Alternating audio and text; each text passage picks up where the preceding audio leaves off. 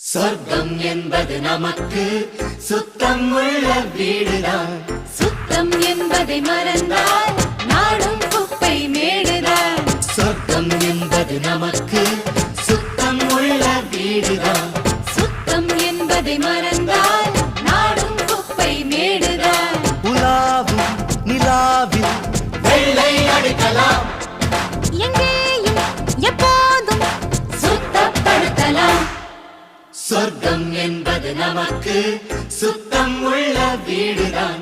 சுத்தம் என்பதை மறந்தால் நாடும் குப்பை மேடுதான்.